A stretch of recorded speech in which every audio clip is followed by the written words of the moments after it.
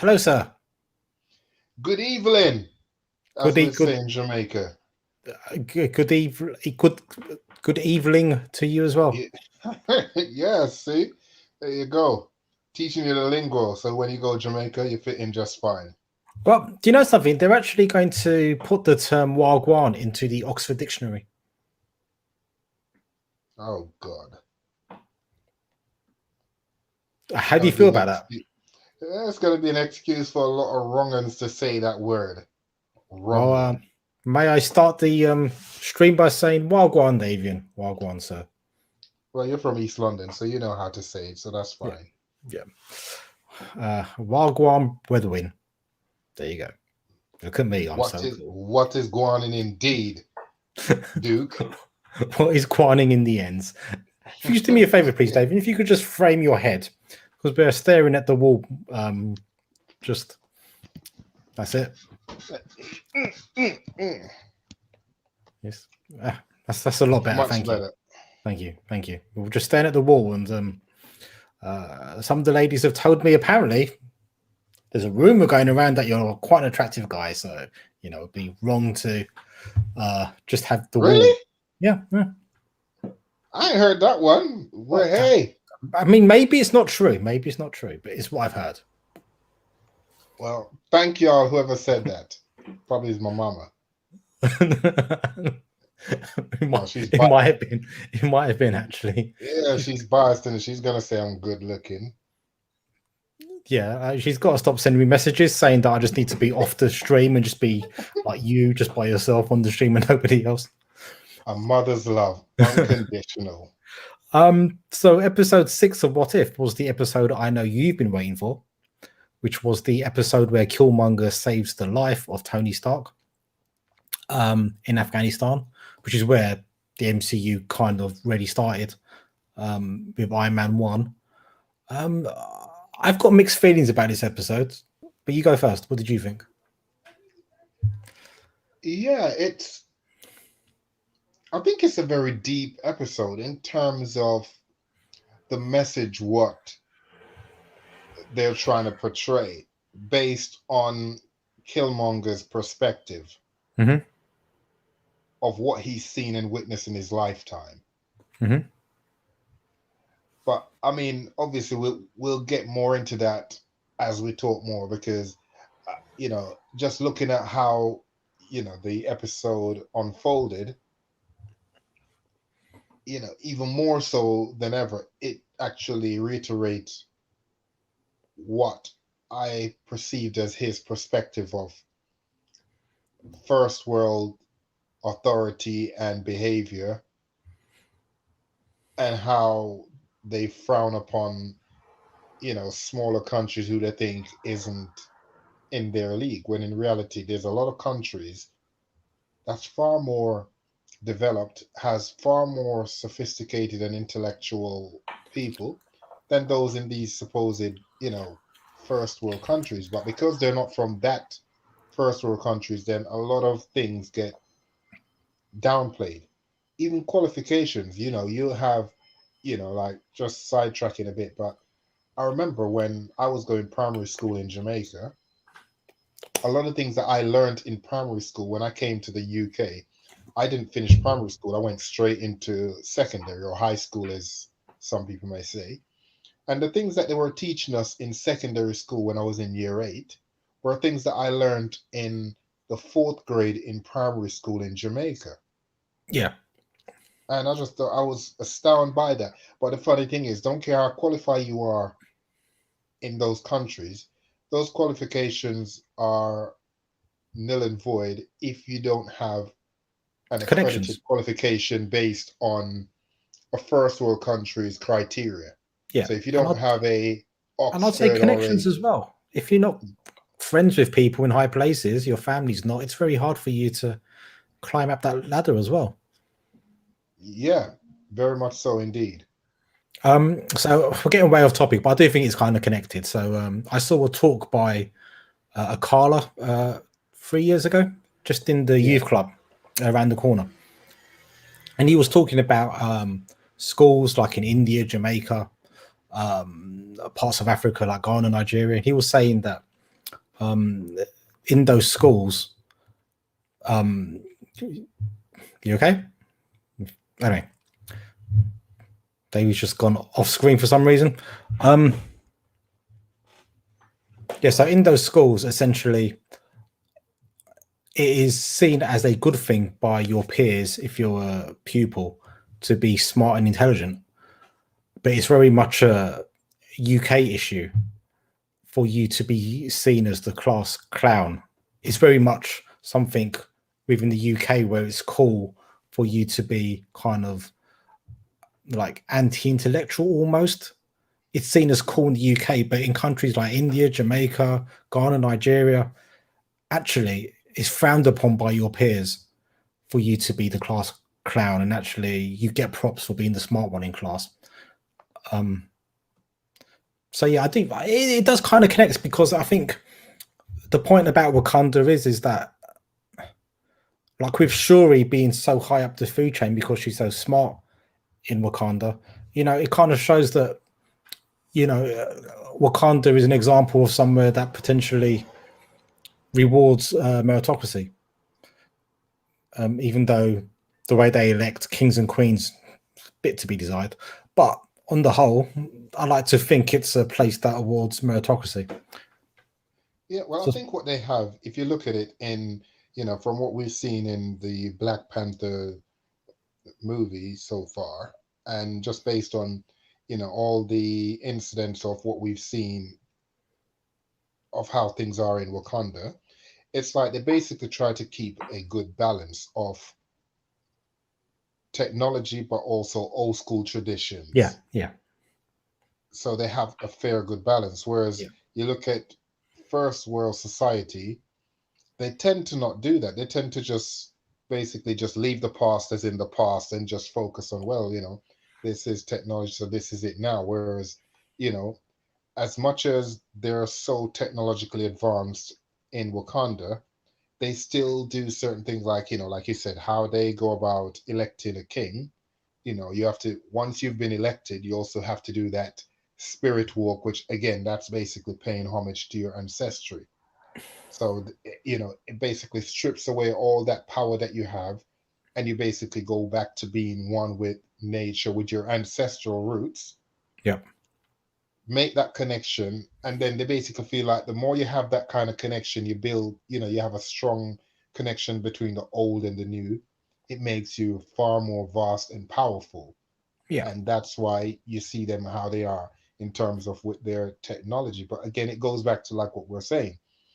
For instance, if Shuri was to have gone to an American school now with her intellect now, they would overlook her because they'd be like, oh, she's from Wakanda, you know. They think, oh, that's just a poor desert country, you know. She probably don't know anything. And then what will happen is those who they think is going to be the smartest in the class, you know, in the school, will be of no comparison when it comes to her, when it comes to actual doing the test and doing things, because she's so way ahead. But because of her background, like you say, and how society views people from certain, you know, demographics, then you'll always be looked down upon. You'll always be underestimated because they just yeah. think, yeah, there's nothing. I mean, you look how it finished in,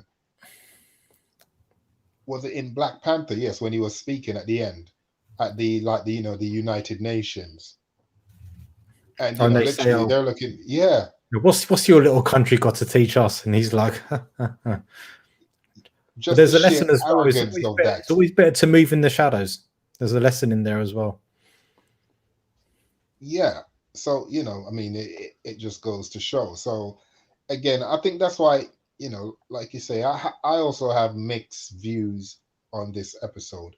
Not mixed in a bad way, but mixed as in it's a very beautiful episode, but mixed as in, you know, you have conflicting emotions on it Okay, yeah, based on, yeah, I know. You know, based on personal experience and the way we experience the world. I was just going to make a quick point, which again is going way off topic. I have a feeling we're probably going to do that a lot today. Um, I'm probably a bit of a lefty. That's what people call me, a lefty. I don't know why they call me that, but that's what they call me. And a lot of the stuff I've been reading and recently is that the left is kind of losing the battle politically, because the left kind of refuses to embrace spirituality. Like, it doesn't really, it's just too surgical, it's just too concise in the way it views the world. Everything's got to be down to like a scientific level of precision. Yeah, And they don't take in any kind of like spiritualism, which, and I'm not talking about religion or anything like that, or even like God. Just like, spiritualism is what you make of and how you understand the world for what it is. yeah, And I think what's nice about Wakanda is that it has that kind of scientific precision, and that kind of almost like like clear cut, this is the way it is scientifically, but they marry that with that spiritual side as well, which I think makes it a more again, we're talking about a made up place, but which makes it a more kind of wholesome and more fuller place to be. yeah. But again, it's like you say, the problem what we have, and it will always be the same, is if the many are the ones, those in charge who dictate or who perceive what is considered in, what is considered not, what's considered big, what's considered not, until they actually do away with that mindset and that system, you'll always have the same thing, throughout history will always repeat itself. I mean, again, we're going off topic here slightly, but like, I took a trip a few years ago to Nigeria, and based on how a lot of people tend to talk, like, especially when you see Yep. them here, they seem to think that when you go to these countries, it's like some third world places where, people are living in huts, they don't have Yeah. water, they don't know what electricity is or what a TV is. And I'm telling you, when I went to Nigeria, it was, I've never been treated like that before anywhere. Literally, like, you had VIP services, Yep. you know, you had, chauffeur driven, big fancy apartments, crazy nightclubs. I mean, literally, it was no different than any of the supposed top clubs in first world places. Yeah. And I just say to myself, if a lot more people were to travel and go and visit a lot of these places, they'll see that, what, these people here have, under the right circumstances, as in if you're in the right job and, things is going well for you financially, these people have no intention of coming over here to steal jobs or steal you this or steal you that when they're living so comfortable over there or whatever. So I think until people actually start giving an honest, real perspective of what all those countries are like, you always have the same thing where people just have this, made up perception that, oh, that place is bad or that place is this, or, you hear that when you say about going certain place, oh, it's dangerous there. Well, it's just as dangerous here as it is in anywhere else, because Yeah. there's places here in the UK that, we won't go because we know, oh, that's problematic, but it doesn't get highlighted as much because of how those who's in control with the media and with everything else, how they'll spin certain things. And I suppose, they all have their own agendas as to why they will do certain things the way they do. And And again, that's why even with this, with the whole Wakanda, even though it's a made up place, it's a metaphor for society and how society views a lot of places and a lot of things and how they treat certain demographic based on how they set their own rules to say, well, we are number one, so therefore we yeah, set the tone. So we'll say this country's that, and people buy into it because we know no better I mean, until we experience it ourselves. you went to what city did you go to recently? Nigeria, Oh, you mean yes? I Lagos. went to Lagos. Yes, Yes, I was and in so Lagos. just spend 30 seconds just talking about actually how kind of advanced actually Lagos is, and people who've probably never been to Lagos actually don't know, but actually Lagos is actually a very advanced city. Yeah, everything like you've got here. When you go to restaurants here now, especially since the pandemic, so a lot of restaurants that we go to, like when we went out a few weeks ago, it's all that way you have to use your phone to scan for the menu. The menu comes up on your phone. The exact same thing when you go to these places, restaurants in Nigeria. Everything that we have here, they'll have there as well, except they don't have the cold. That's it. Yeah, They don't have the cold weather. they haven't But got a bad bit. apart from that, they literally have everything. But until you actually go to these places and see it for yourself, you will always in your mind believe, oh, this place is, no, it's not good there. They don't have this. They have literally everything that we have here.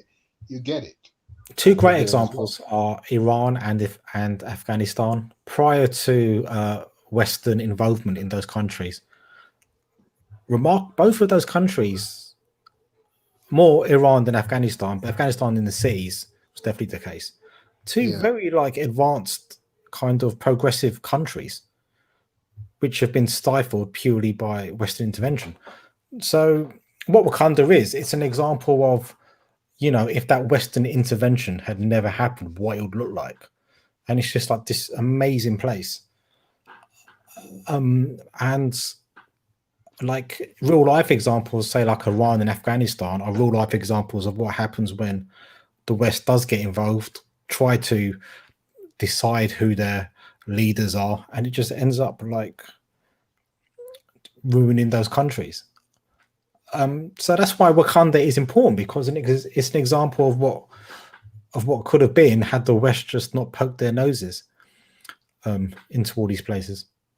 Yeah, and again, it plays in nicely back into the whole, T'Challa's perspective on, you know, Western society having any contact with Wakanda, because I think they just feel if they come in, it will just end up like other countries that's not predominantly white or Western that gets taken over, by Western society who comes in to assist and then literally leaves the place in turmoil. They do more Yeah. damage than they do good.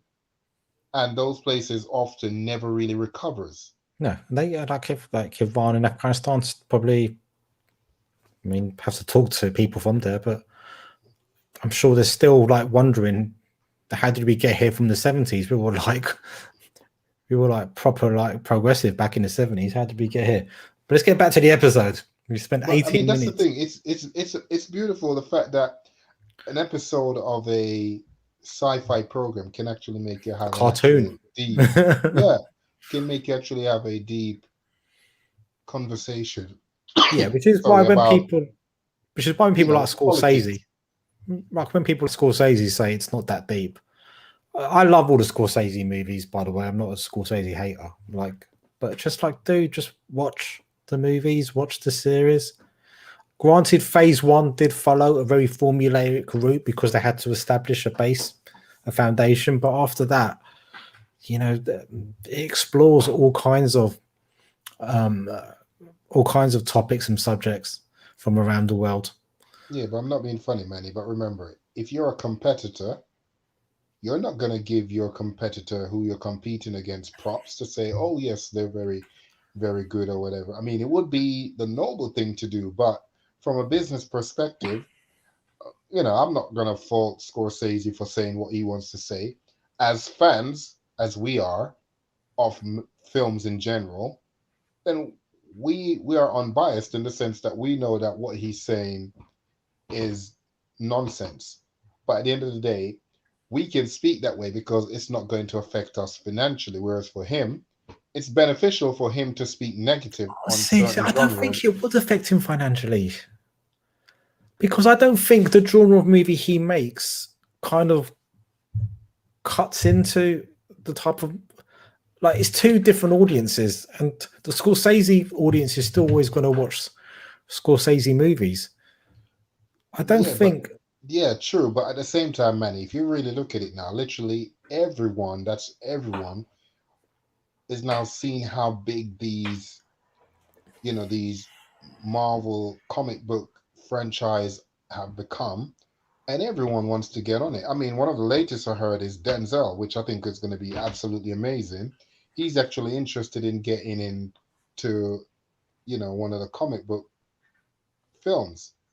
Hopefully, Amazing. it's Marvel. I mean, look at it. We were talking about the other day where they're now saying possibly Keanu Reeves going to be playing Ghost Rider. I mean, I didn't see that one coming. But Neither did again, I. it just goes to show. So, I mean, who's to say? I mean, there's not really that many great mafia type movies that Scorsese would have made. That's you've got people out that can do it now. I mean, the last one that they did, like, what was it called? Which is more like a similar version to Casino that they made. It was on Netflix Oh a god, I few know the years. one you mean. Haven't watched it yet, in all honesty.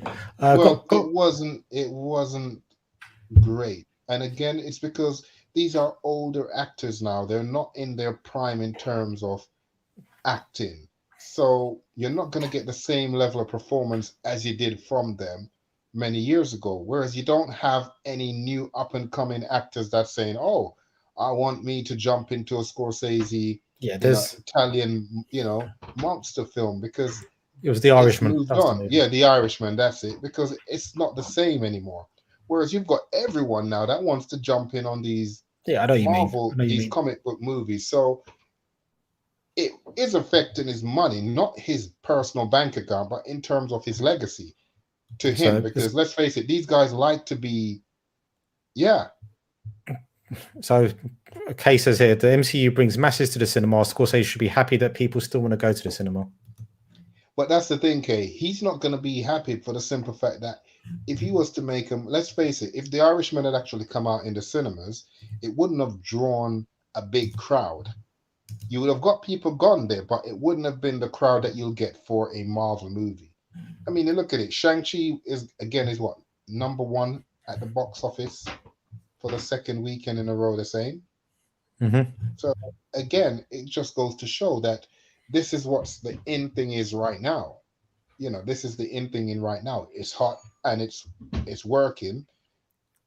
So yeah, I can understand why he's gonna say what he's gonna say, but it's obviously what he said hasn't really had any impact because if it did, Shang-Chi No, wouldn't have been number one. And the fact that everyone is still waiting now for Eternals to come out or whatever. So it's just basically from a competitive perspective, he's gonna say what he's gonna say. But it's not affecting us because we're still going to watch what we're watching. exactly. So let's finally talk about this episode. So in this episode, we see Killmonger essentially save Tony Stark, and he essentially becomes his head of security in place of Happy Hogan. However, this is all part of Killmonger's master plan to basically get into Wakanda, and he ends up killing T'Challa. He kills Rhodey. Rhodey. He kills Tony Stark. This guy, he'll do anything to basically accomplish his goals.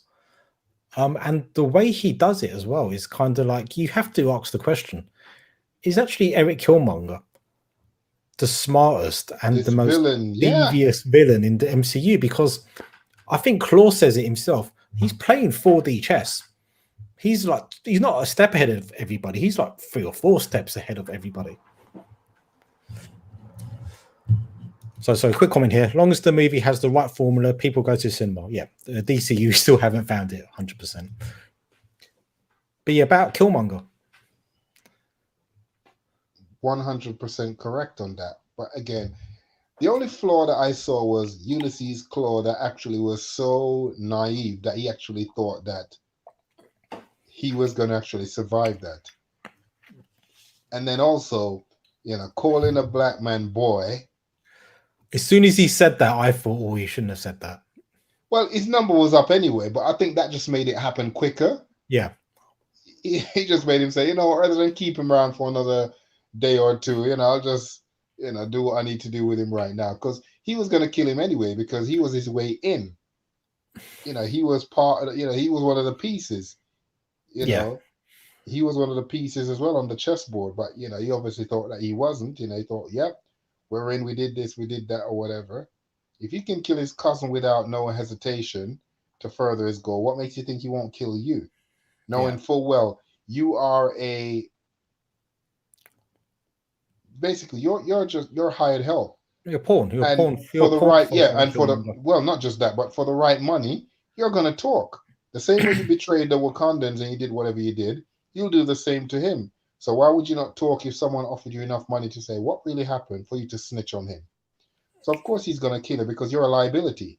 I think So what he it had to shows as make well sure he is took you out. I think what it shows as well is that Killmonger is just when he has a goal in mind, he's just driven to just achieve that goal. Even in the first Black Panther movie, he like pretty much kills his girlfriend to achieve his goal. Halfway through the movie, he's just driven for Yeah. the cause, which he And believes I is think it's by right. pain. I think it's a lot by what he saw, how his dad got killed. Well, I mean, he didn't see it into his face, but knowing, I'm pretty sure the fact that he knew the language, it means that his dad told him everything. Yeah. So he knew exactly what was going on, and he saw what the suffering was going on. And it seems his daddy was quite political in the sense that his dad was telling him, look at all our people suffering. Mhm. And my brother, who's the king, has got all this power and technology to make a difference for our people, and he's not doing it. And then he comes and kills him as well. So, you know, he just literally just started a fire under Killmonger to actually make him better himself. But all in all, he was going to avenge his father, and he was going to do what he thought was right, which was to try and elevate his people, the black race, you know, those who are being oppressed, that he feels getting treated badly or whatever. I mean, Yeah, and he almost sees like Wakanda was part of the issue because they do have so much knowledge and wealth, but he feels it's being restricted.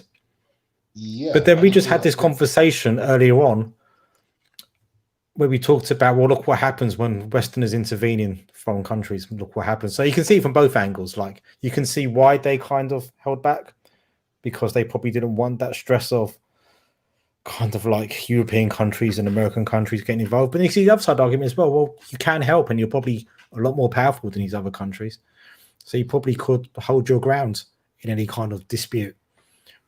well, I think that I think they had a lot. I think my thing is, I think he took a lot of, he carried his father's resentment for Wakanda and Yeah, for his uncle. and you got to remember For as well is King, for the sense, sorry, he grew up Manny, in the projects as well, so he saw firsthand. that's what I was gonna say. In Yeah, the sense that he heard all these stories about beautiful Wakanda and how amazing it was, and you know all that thing. And his father was basically stationed there like a soldier to basically spy on first world country to see what's going on. While the whole time his brother and his kid, you know, aka his nephew, was in Wakanda living the best life, getting the best of everything, best education, best treatment, no discrimination. hmm And him, he's here, who's royalty as well. He's basically just carrying all the load, and there's no thanks. And then all you get for it was you get murdered, and your nephew, your son, didn't even get taken home to his, you know, that's the his criminal part. heritage That's the criminal part. After to he'd show killed him, his yeah, brother, which was fair enough yeah, because his brother trying to kill one of his men, that's fine. But he should have taken his 100%. He should have taken his nephew yeah, there was back no to mom Wakanda and with now him. no dad. So this kid basically like grew up in the system. He could have been dead. He could have been. So you really look at Killmonger in a way. He's a success story, knowing where he came from, and he couldn't find it because he had no idea how to find Wakanda. Because as far as everyone knows, you know, it doesn't really exist. It's just that he had no way of finding it, but he managed to survive. God knows what his childhood was like after his father died. But obviously, whatever he did enough to put himself in the military. Well, not to just that, he try. ended up going to MIT as well, which is one of the biggest universities in Yeah, America. in the state. Yeah, in America. Yeah. So, and it concentrates a lot on engineering. So, a quick comment here: shouldn't have Rhodey looked a bit more like Terrace because he should have done really. Yeah, I think MCU just don't want to erase all traces of Terrence Howard. They just want the. To be fair, it was a variant timeline, so why can't that variant timeline look like Terrence Howard? You might show up and say, "Yeah, where's the rest of my money?" But yeah. So what I was going to say was that like he's gone to MIT, and I think that shows probably from after his dad died how driven he was to come from the projects without a father or a mother, because we don't know whose mother is. Yeah, To then actually end up going to one of the best universities in America to study, I'm assuming, engineering. That he must have had incredible drive to do that. And that's a drive which has just kind of accelerated, it seems, to the point where he ends up, in this episode, becoming the new Black Panther, but actually almost duping his uncle into making him that new Black Panther. yeah, because he wanted the power. He wanted his revenge. he wanted his revenge against Wakanda, and also. So quick point my brother wants to make. Yeah, good point. Wakanda is on the maps in the MCU, but the actual capital city is cloaked. So Wakanda to the outside world is just a few like huts and stuff. Yeah, but the But they real don't actually Wakanda know is about the hidden. proper city part. Yeah, I think so. Like we're saying, I mean, this guy literally had to do all that, survive all that kind of upbringing or lack of upbringing, no culture, nothing, except probably just the stories from what his dad told him. And like you said, he obviously went, he was that intelligent enough, he went to MIT Driven. and he did his own research, obviously, to try and find what he could about the real Wakanda. I think he knew, but he just didn't know how to obviously get there. And Yeah, he and did what he had to do. as he worked his way to the military, I can imagine him kind of calling in favors from connections he makes in that kind of intelligence circle, and stuff like that. But yeah, he's an incredibly driven character, and essentially, yeah, even more like he's an even better thinker than say Thanos or someone like that. Mm. I think it's such a shame he was killed off in Black Panther 1, which leads me, I think, to the main topic I wanted to talk about was how does this episode impact on the wider MCU? Oh, you mean Because because he's still alive? there's a timeline where he's still alive. Now, in both timelines, Killmonger has actually had the same mission, and that is to take over Wakanda. We see as well that he does go to the astral plane. And he does have a bit of a salty conversation with T'Challa, as I guess he would do after you've murdered somebody. I'd be like, why did you murder me? Wasn't very nice. You're going to get an angry email. Yeah, see, T'Challa threatened him like, yeah, basically saying, when you come over here, I'm gonna put hands on you. But poor T'Challa don't realize that had it played out, he would have got hands put on him because he did get defeated So cleanly. So I think each timeline, as they say, has a nexus moment. Did we establish what the nexus moment was in this episode? Was it T'Challa saving? Was it T'Challa Killmonger. saving Tony Stark, or was it something further back? Possibly the nexus moment. Claw knew about the Dora Milaje. Yeah, so in the Black Panther movie, for example, and I think in this episode he does talk about Dora Milaje because He did. Because Claw obviously does infiltrate Wakanda to steal vibranium. So if he's infiltrated, it's reasonable to say that possibly other intelligence operatives have possibly infiltrated as well. I don't think he infiltrated. I think he was actually, they let him in there and he just stole from there. I don't think that's the case. I think he did kind of like sneak in. You wouldn't let in Claw into Wakanda. No, but I think he came under false pretense, which is why I think maybe it was so hostile. If you remember in Black Panther, when that detective, that they took there when he was trying to talk, and M'Baku was just like not having it. I think that's probably stems from maybe the issue with Claw actually being welcomed there. He stole from them, which is why they were after him. In terms of sneaking in, I think it's very unlikely considering the kind of technology what they have. You can't sneak in a place like Wakanda. Hey, Claw has You have skills, to man. be. Have you seen what Claw looks like in the comics? Yeah. Yeah, he probably wore that. And they were like, Yeah, it's they were like, come in, you look cool. But yeah, I mean, what I'm thinking is for Black Panther 2 is there is a way to bring back Michael B. Jordan at the very well, there least. is. Sorry, Manny, not mean to cut you, but from when I did, after we watched the whole Black Panther, I watched, I went on YouTube and I wanted to know about Killmonger, and it actually states that he does die, but he gets brought back. Like one of those, like, witch doctors in Wakanda brings him back to life. And he does get powers again, but he doesn't become the Black Panther. He becomes something else. But he does get power, but he does get brought back to life. So I mean, it just depends on what direction they want to go with Black Yeah. Panther now, if they want to actually explore that road. Because again, people are talking about about the importance of X-Men coming in, because you remember in one of the stories, T'Challa marries Storm. Yeah. Then that's a But people are toxic saying about relationship. I can tell you that much. exactly, yeah, exactly. That's the thing. People are only talking about that bit. On that site that Yeah. we follow on YouTube, where they're talking about like like black superheroes or something like that, whatever it's called. They're like, oh, they need to they need to recast T'Challa for this, blah blah blah. But they're failing to mention, to probably those who is not aware of how that ends. That the fact that it ends in divorce, it ends in Wakanda basically almost getting destroyed and all kind of madness happening. So literally led to a civil war with the Yeah. Avengers. Yeah. It's a really good story, that one, actually. So you got a comment here.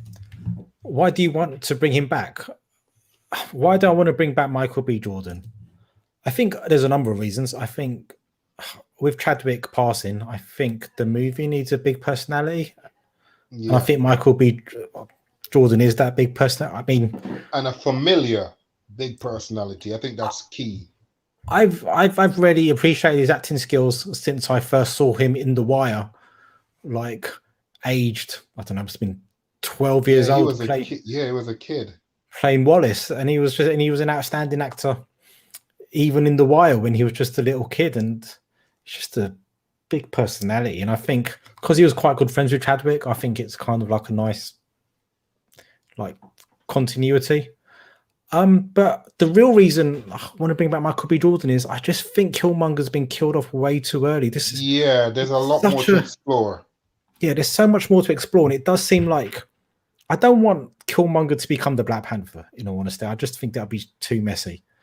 But I want to see this Killmonger who is just driven to whatever goal he wants to like accomplish.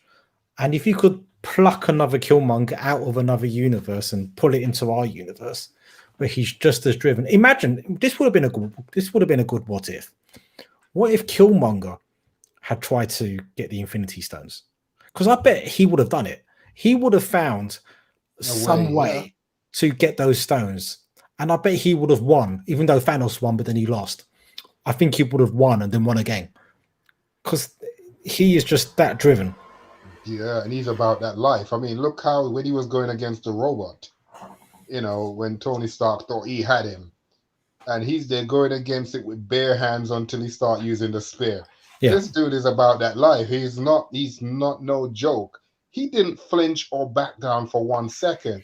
So that just makes you think, what has this man been through that a robot, made from vibranium, didn't scare him one bit. Yeah, and I think this is another good what if question as well. If the character Killmonger did manage to get hold of all 6 gems, for example, what would he want when he clicked? Because obviously, I don't think he would want to destroy like half the universe. I don't. That's not his intention. Would he kind of wish for economic parity across the entire globe, or would he go for something a lot darker? Like, I think he wants black dominance. yeah, Let's be real. I think that's yeah, what he wanted. He carries a lot of pain with him. Like, he carries the pain of his ancestors, but not the beautiful legacy ancestry from Wakanda. The ones who were slaves, who was murdered, raped, killed in yeah. first world society. That's what He's he's got that residually picked anger. up from living in Yeah, America. yeah, he's got that anger and that rage for that. And that's what fueled, I think that's also what fueled him to actually go to the lengths that he actually go to. Because if you look at it, everything that he did, it was basically, the end result was to actually have that kind of black power, where he felt we could actually make our people be equal, to actually defeat those who oppressed us, basically make them feel like how they made us felt. Crush them, crush their spirit like how they crushed ours. Yeah, and And I think it plays into how I actually look at how the episode unfold to me, in the sense that he made them have that false sense of security, like, he's a good boy, a good soldier. he Yeah, even come he in, I'm even gonna. he even finds out about Obadiah Stane being the one trying to kill Tony Stark to kind of gain more trust. Right. And he Again, does like 2, 3, 4 all of steps that. ahead of everybody. Yeah. Even the Wakandans, he knew that they didn't trust him, even by him letting them come in and, dismantling the shutting down the robots. He knew that still wouldn't have gained the trust that he really needed from them. So he made it happen the way it did. And I mean, I must say, seeing T'Challa's mama fight, Yeah, you I was got going to to talk see about that that. she was no joke. She may be the queen and all, She's the general. sassy She's the and general of the tough. army, of the Wakandan army. Exactly. Again, and that's what I'm saying. They'll probably see her and they think, "Oh yes, Ronda Rousey could take her," not not knowing that these women don't mess about there. They Hey, to can be whoop. fair, most people can take Ronda Rousey nowadays. Yeah, that's true. A But lot of her lore has gone as a fighter. yeah, just showing that I she mean, I was couldn't. I just want to no put that out there. I joke. couldn't. But, I mean, And I have to say that last bit when she threw the spear through 2 robots, and then literally jump on it, rip it out with the spear above her head, saying, this is for T'Challa, with the tears and the robots blowing up. She didn't care about the explosion. That's not doing nothing to her or whatever. That was just such a badass, yeah.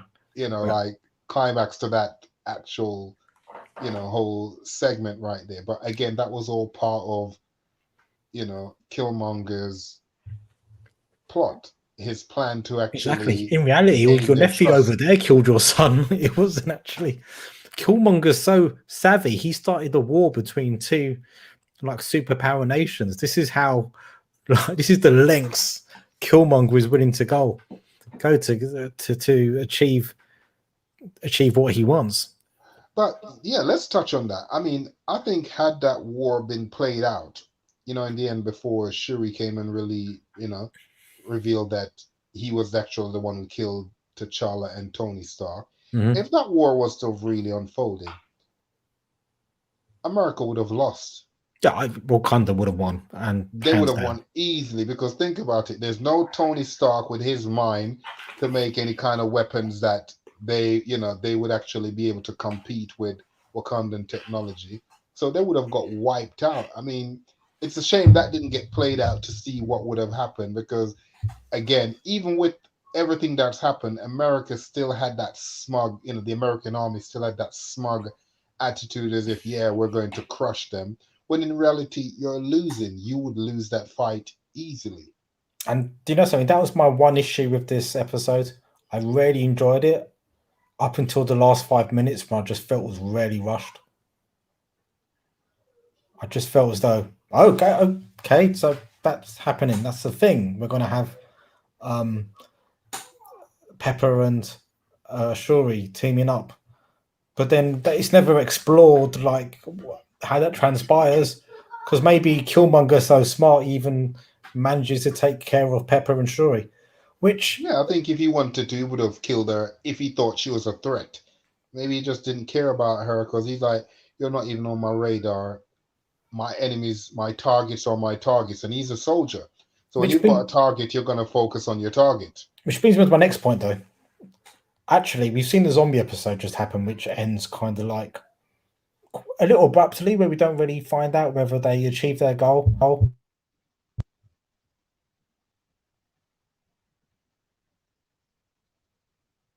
Yeah, your audio's gone, Manny. Yeah, it just muted by itself. I don't know whether I was saying something really controversial. Yeah. Yeah, I don't know whether like I forgot the point I was making. You about the episode ending abruptly. Yeah, like last week's one. So my brother's saying here, Killmonger's objective was achieved. Yeah, that's what I'm saying. So he achieved, but he still wanted to achieve the part where he's actually crushed First World. You know, like crushed those like, First World. Yeah. We've seen the zombie episode and we've seen this episode. Both end kind of abruptly. So do you think that possibly we're going to see part 2s for these episodes in season 2? Well, you know what? We could possibly do. Reason being is the fact that it possibly makes sense because the fact that they killed T'Challa, it worked out so well that obviously now with the sad passing of Chadwick Boseman, his character wouldn't feature in it anyway, should there be a part 2, a continuation of it, because he was already dead. You know, he's dead, so therefore he wouldn't have to worry about, you know, I mean, obviously it would be a lot easier with a voice animation. They can bring in other voice actors as well. Yeah, that's what I was going to say, but I'm saying the fact that he's been killed off anyway, then he has no relevance in that. You could just see what's going to happen. Yeah, in this particular episode, the zombie one, T'Challa is still one-legged. T'Challa is still very much a character. Yeah, I mean, obviously he's going to have they're going to give him a cybernetic, vibranium leg, just like they gave the White Wolf, the vibranium arm. So, yeah, again, 100%, yeah. That would be, he would be just as powerful as he was anyway. So, yeah, that wouldn't be an issue. But I'd be like, give me a wheel. Not a leg. Give me a wheel. That would be funny. Like a scooter wheel, he's just running, he's just scooting around Wakanda. Yeah. And with the kind of technology they have, he could literally just make it just come across and he just stands on it like one of those hoverboard type of thing or whatever, and he's just zooming on about his business. Yeah, exactly. So there's another point I wanted to make as well, which I don't know if I've imagined this. Is Watu showing up more and more in these episodes? He was like very much in the background in the first couple of episodes, but now you keep on seeing him popping up watching. Yeah, and it's almost like he's taking more and more of an interest in what's going on in these different universes. Yeah, and he's not being very stealth, is he? He's literally just at your window. He's not like a prowler from far. He's now he's like the prowler that comes to your window. Yeah, he's that prowler at the window there with his, at the window with his hand on the glass, looking in your house, like, yeah, can you move out the way? I can't see the TV properly. Literally, that's just how close he is. Dowdy agrees as well. Properly, part 2. Oh, do you mean for Watu, Dowdy? That you think Watu's playing more of a role? I'm wondering if we're leading to some kind of like big crescendo where Watu is actually going to just step in and do something. In the last episode, he's going to be like, look, I know I said I wasn't allowed to get involved, but looking in through the creepy window, it's boring now. Could you imagine him saying that, like, yeah, hey guys, I know y'all didn't see me, but I was there watching. Oh yeah, we did see you. How the hell could we miss you when you're standing there like that, telling us move over to the left? You can't see the TV. Yeah, we can see you. So yeah. Watu, how can we miss you? The sun keeps reflecting off your big bald head. How the hell can we miss you? It's like, what's that? No, it's just Watu. Okay. Standing there just observing. It's just Watu watching me like pee in a urinal. Like, yeah. This is a Nexus event. Okay. If you say so. Yeah. Again, it's I enjoyed the episode, but like you as well, yeah, I thought it was ended a little bit short in the sense that what they should have actually done was they should have did it like they did with the first one where it was 45 minutes. They should have at least made it 45 minutes. Oh God, I'm sorry. Dowdy's just sent me a really funny meme. I'm going to try and show it on the screen. It's Watu related. So basically, I don't know if you can see that, but it's the scene where Steve Rogers kisses his girlfriend's niece, which we've discussed before is a bit weird. For the first time, and you've got like Falcon and Bucky watching as he's kissing her, and you've got Watu. Oh yeah, and then I see the background there. Yeah, Watu was also like, nice. Maybe he's going, no, bro, that's your ex-girlfriend's niece. You can't do that. That's not allowed. I think Watu's gonna extort people. He's gonna go there like, yeah, Manny, can I have a word? Like, yeah, I need a tenner. You're like, no, I'm broke. Oh, okay, you're broke. So, on Tuesday when you said you were supposed, you told work that you were sick, but you were actually, where was Manny? Tuesday at 2:00. You was actually at the shops with your mates having a good old time. Yeah. I think he's probably doing that, gathering data. Basically, he's trying to extort people. Yeah, he's an extortionist. He's terrible, Watu. He's terrible. He's a voyeur. He's a blackmailer. Oh God. Yeah, probably at the end of the year, like all the watchers meet up to see who got the most money from extortion. Yeah, I reckon they just start putting it into a pot and just divvy it out. Having an extortion award ceremony, like the best extortion this year is Watu. The way he blended in the background, no one could see him, and everyone could look and say, "Yeah, we can all see you, dude." But a point I want to make about Watu is that Watu he feels different to the Watu I know in the comics. In the sense that Watu in the comics, he's very much, his job is to watch Planet Earth and just Planet Earth, pretty much. And that's it. And there's other watchers that watch like other civilizations and stuff. I've forgotten their names, but I'm sure they got cool names like Watu as well. But this watcher seems to be able to watch different Earths in different universes in the multiverse, unless these are all different Watus dedicated to their different universes. I think that's something they need to, that'll be something interesting to find out, whether actually this is the same Watu in each episode or whether it's a different Watu, which is the Watu from that universe. Yeah, so I always wondered if watchers have variants. Absolutely. So are the watchers kind of, do they exist outside the timeline? Or like the TVA? Because I think that in the comics, the TVA and the watchers do have some kind of like friendship or like agreement. I don't know, like maybe Watu gives the TVA like all the saucy stuff on a DVD. There you go, Mobius. Knock yourself out. Don't tell anybody I got you this.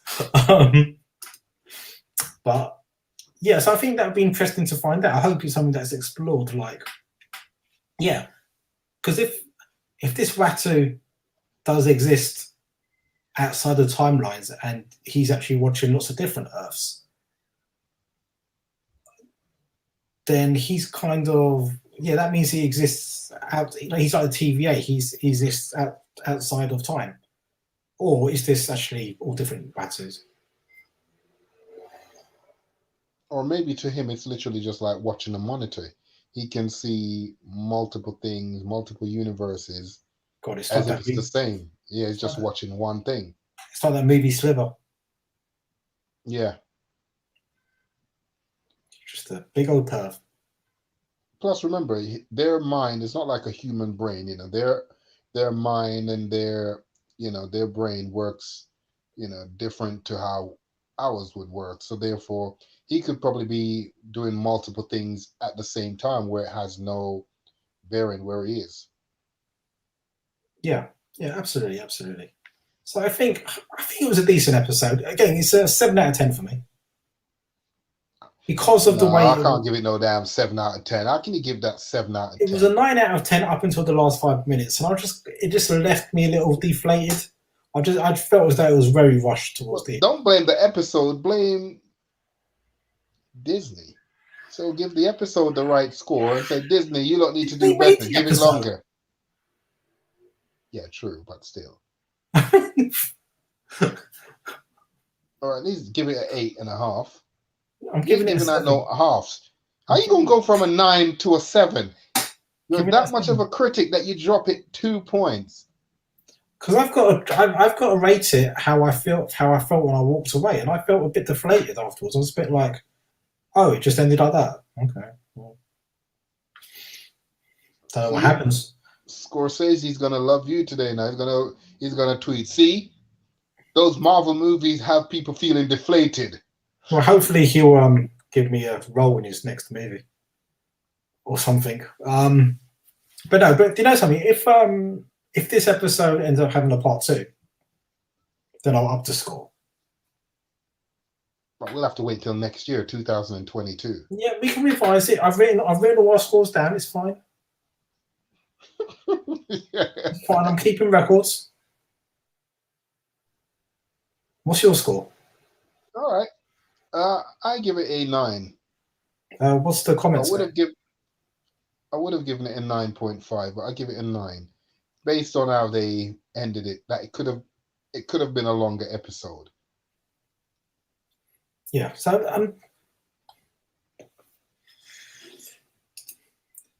it makes you think. What if? Boom, boom. Yeah. What if it was longer? Yeah. What if it was? Yeah. What if these episodes were 45 minutes long instead of 30 minutes long? Mr. Cato goes for a 7 as well. Jesus, boy, you two are hard critics. Was that because as well, like how quickly it ended as well? Because again, I really enjoyed this episode up until that last 5 minutes, when I just felt I'm trying to cram in all this information into the last 5 minutes. But yeah, okay. This is between our scores an 8 from K. There you go. That's a good enough score. That's a good score, K. 8 is good. So my 9 is good. And the reason why I'm giving it 9, I'm giving it 9 based on and other things. I like some of the other things are. Yeah, I'm basically giving it a 9 based on Killmonger's level of preparation and detailed planning. How he literally took out all his enemies, used who he needed to use to get to where he needed to get, and kill who he needed to kill. Yeah, that's fair enough. I mean, I can 100% see why you'd give it 9. I can 100% see. He's a master, like you said. I mean, you look at it. He's a master strategist. Here's how, I mean, again, he went to a very good, but not the best university, but yet his mind works greater than all those people who went to the top universities, because he was able to outsmart, Wakandan intellect, Tony Stark, American first world intellect. He literally was able to do all of that all by himself. You should probably employ him at Arsenal FC so you can sort out your long-term transfer strategy. Well, that man don't need to take on that problem. He's got enough as it is. I ain't wishing that on my worst enemy right now, you know. So yeah. Yeah, you had long-term planning, and 100%. I think the most successful people and organisations are the ones which have a long-term plan, which has been properly thought out, but also can be a bit dynamic with it as well when circumstances change. And Like also, like you anything in say, life, people yeah, with like only you, like a short-term goal, only manage situations short-term, never really go far. it's similar to Zemo. You look at it when Zemo did what he didn't make no big scene. He didn't go out and threaten, yeah, I'm gonna get you, I'm Yeah. gonna do this. He just quietly went under the radar and just plotted what he was gonna do and just carried it out to perfection. God, Could you imagine imagine. if both of them had teamed up with their level of intellect Well, Zemo for called his their dad revenge? in the movie, so Yeah, true. But but I'm just prior to saying in that, terms, they teamed up. yeah. Yeah, absolutely. I think I don't know. I've got after watching this What If episode, I've got a feeling that Killmonger's even a level above Zemo when it comes to strategizing. Yeah, no, yeah, 100%. Like, you know, I mean, he did all of that. But the All, question is, who's the better dancer? well, we don't know. We haven't seen, we haven't seen Killmonger cut in shapes. Yeah, we need to see Killmonger cutting shapes. I want to know who the better dancer is. Is it Zemo or is I it could Killmonger? see him, I could see him in some leotard like Mick Jagger and a vest there, just showing off the belly, just there. The facial expression like Jagger there, just trotting back and forth Do, like a do, peacock. do you know what I That's think? it. I reckon is probably his favorite floor banger. It's probably Murder on the Dance Floor. Oh, you mean Michael Jackson? No, I've forgotten who sang it. That was meant to be a Michael, really bad dad joke, but it obviously fell flat. yeah, but Um, Michael Jackson did Blood on the Dance Floor. I said Murder on the Dance Floor. Oh, Murder. Yeah, I don't know who did that then. it was a song. I just can't remember who sang it. Anyway, it was an awful joke. Um, so just a few small bits which I want to touch upon, which are just nice little kind of tributes to the episode. Obviously, Michael B. Jordan's is a huge anime fan. So Hmm. that's why the mech he designed looked just like Gundam wings. And if you look at his suit, Vegeta. who's what? Yeah, exactly. Literally, like, the Prince of Saiyan. Yeah. And he's a prince. So So it yeah, makes sense. all those little things. And there was a part as well when he's joking with Tony Stark and he says, "Oh," I'm paraphrasing, but he says something along the lines of, "When you come at the king, you best not miss." But he says it a bit differently, and Yeah. that's a really famous line in The Wire as well, said by Omar, who was played by Michael K. Williams, who Yeah, Michael K. Yeah. recently passed away. But obviously, they didn't know he was going to pass away when they done that. But I wonder as well whether them saying that was kind of homage to Michael B. Jordan having been in The Wire. Could be, because we all seen so far these people, nothing is done accidental. It's all well thought out, everything that they're doing. Yeah. Oh, and another thing as well. So I can't say my R's properly sometimes. Riri Williams, who's Ironheart, who is going to feature in Black Panther 2, who is basically like similar levels of genius to Shuri. She goes to MIT in the comics, I believe, or at least in the MCU, she's going to go to MIT. And they've got Killmonger, who's been to MIT as well. So again, there's a bit of a link up there. So a bit of synergy there as well. So yeah, that was good. For next week's episode, I haven't got a clue what it could possibly be about because a lot of the stories I could make out from the trailers have been exhausted. Yeah, this was what I was looking forward to seeing, and you were looking forward to the zombie one. So you got your episode last week. We got the Killmonger this week, and yeah, I just don't know. But it's what, 3 more left? Yeah, 3 more, I think. Yeah, 3 more episodes. And before we finish off, what did you think of the Hawkeye trailer? Yeah, the Hawkeye looks like it's got a different feel to it than the others so far. The others have been more dark, Carry on talking. I'll be back in a second. but this one actually looks like it's actually gonna be more. It's kind of got like a slight Die Hard Christmas feel to it. Literally where like Bruce Willis is just trying to get home, and then all these mayhem and craziness just happen around him. It just has that same feeling. It's like, Hawkeye's trying to get home, and then all these crazy things, you know, just keep happening to him. Basically, like his past, when he went renegade and underground and was taking out bad guys, like a loose cannon vigilante. And now that's come and caught up to him. Now that he's balanced himself back again, but his past has caught up to him, so now he has to go back to said past to actually clean up the mess that he kind of started.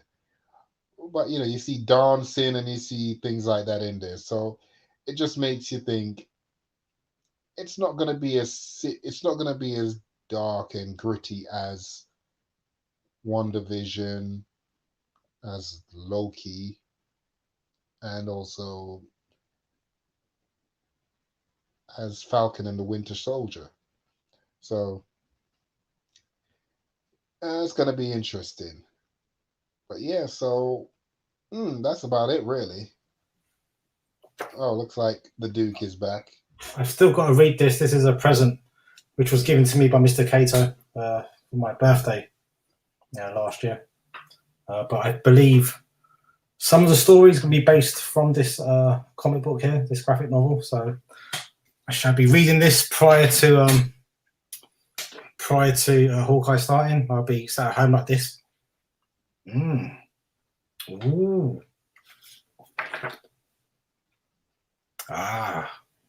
That's how I read comics, in case you're wondering. Oh, just like the starting trailer for this week's one.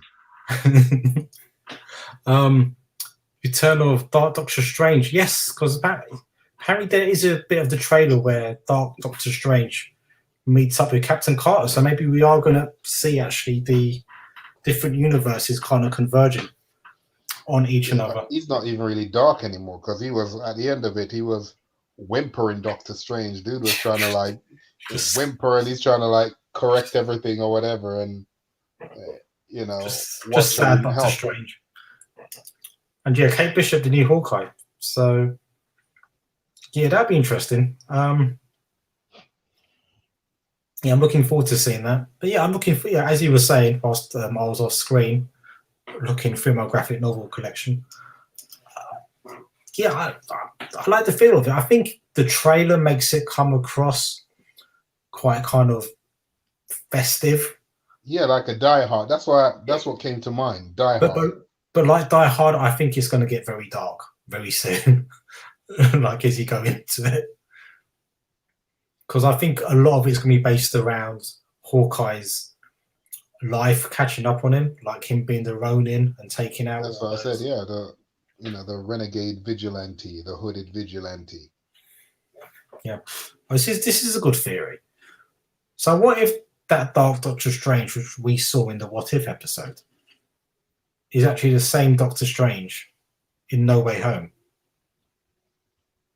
That would be interesting. So maybe they've actually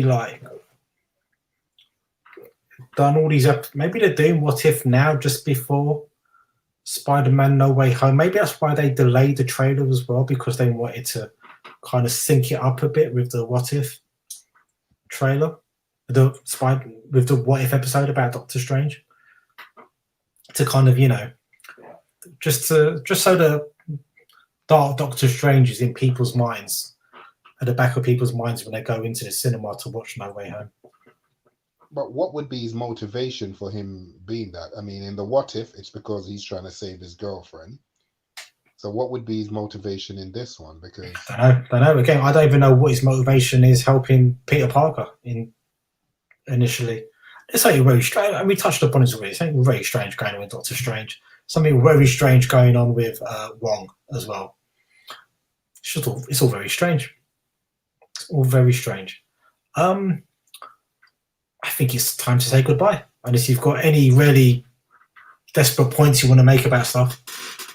no, the only thing is, for those who haven't seen, check out the Matrix trailer. I'm looking forward to that as well.